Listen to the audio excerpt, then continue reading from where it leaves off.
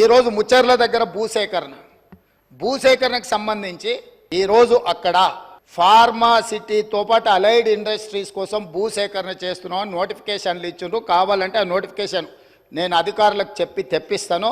ఈరోజు ప్రభుత్వం pharma and allied ఇండస్ట్రీస్తో పాటు అక్కడ నేను తమ ద్వారా వారికి ఈ మహానగరంలో పెట్టుబడులు పెట్టే పెద్ద కంపెనీలకు ఉద్యోగ ఉపాధి అవకాశాలు కల్పించే సంస్థలకు నేను చెప్పదలుచుకున్నా.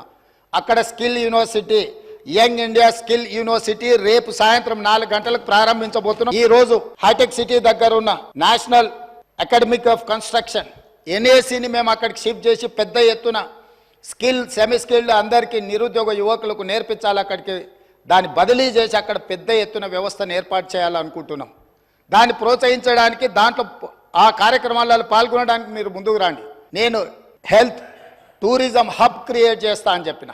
స్పోర్ట్స్ యూనివర్సిటీస్, ఈరోజు యువకులు గంజాయి అని డ్రగ్స్ అని ఉద్యోగ ఉపాధి అవకాశాలు దొరకక వ్యసనాలకు లోనయ్యి తప్పుదోవ పడుతున్నారు. కాబట్టి తెలంగాణ సమాజంలో ఉన్న లక్షలాది మంది నిరుద్యోగ యువకులకు ఒక సాంకేతిక నైపుణ్యం నేర్పించి ఈ రాష్ట్రం ఈ దేశంలోనే కాదు మిడిల్ ఈస్ట్ కంట్రీస్ నుంచి వివిధ దేశాలకు వెళ్ళి ఉద్యోగ ఉపాధి అవకాశాలు పొందాలి అని చెప్పి అక్కడ స్కిల్ యూనివర్సిటీతో పాటు ఇతర దానికి సంబంధించిన నైపుణ్యం కలిగిన విద్యా అవకాశాలు కల్పించే యూనివర్సిటీలకు నేను అక్కడ అవకాశం ఇస్తానని చెప్పిన అధ్యక్ష.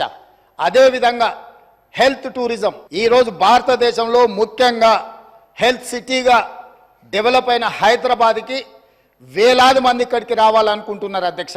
ఈరోజు ఇక్కడ ఉన్న అంతర్జాతీయ ఎయిర్పోర్ట్ నుంచి బంగ్లాదేశ్కో మిడిల్ ఈస్ట్ కంట్రీస్కి డైరెక్ట్ ఫ్లైట్ ఉంటే ప్రతిరోజు వేలాది మంది ఈరోజు ఇక్కడికి వచ్చి వైద్యం పొందాలి అని వస్తున్నారు అధ్యక్ష. అందుకోసం నేను హెల్త్ టూరిజం హబ్ను తయారు చేసి అక్కడ ఒక 1000 ఎకరాల ప్రపంచ స్థాయి వైద్య సౌకర్యాలను ఏర్పాటు చేసే సంస్థలను పిలిచి ఇక్కడ హైదరాబాదు నగరంలో ఉన్న పెద్ద పెద్ద కార్పొరేట్ ఆసుపత్రులతో పాటు పేదలకు అతి తక్కువ ధరతో వైద్యాన్ని అందించడానికి అన్ని రకాలుగా ఎన్నెన్ని డిసీజులు ఉన్నాయో వాటన్నిటి కూడా స్పెషలైజ్డ్ హాస్పిటల్స్ ఏర్పాటు చేయాలని అక్కడ మేము నిర్ణయం తీసుకున్నాం అధ్యక్ష.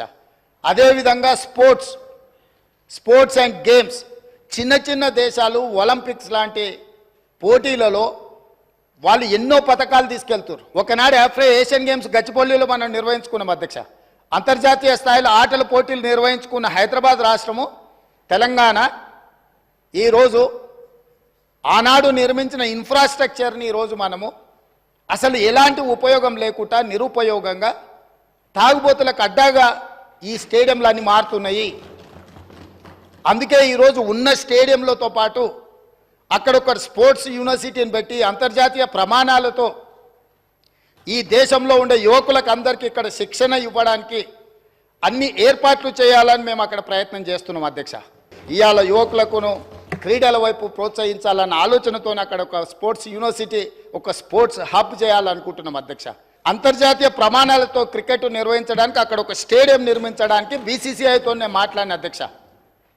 ఈ విధంగా ఒక్కొక్కటి ప్రపంచ స్థాయిలో అంతర్జాతీయ ప్రమాణాలు కలిగిన అన్నింటినీ ఆ ముచ్చెర్ల ప్రాంతంలో తీసుకొచ్చి ఈరోజు ఫార్మా వార్ సిటీ అన్నారు, నేనన్న ఫార్మా విలేజ్లు అన్నా.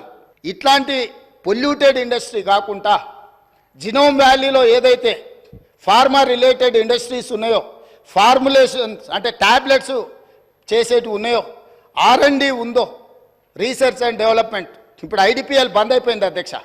ఇట్లాంటివన్నిటిని కూడా అక్కడ ఒక 4000 ఎకరాలలో ఒక అద్భుతంగా ప్రపంచానికి ఇవాళ కోవిడ్ వ్యాక్సిన్ ఎవరు తయారు చేసిండ్రు అధ్యక్ష?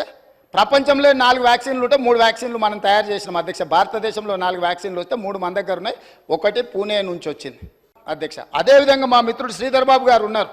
ఇవాళ ఆర్టిఫిషియల్ ఇంటెలిజెన్స్ ఈరోజు ప్రపంచాన్నే ఏలుతుంది.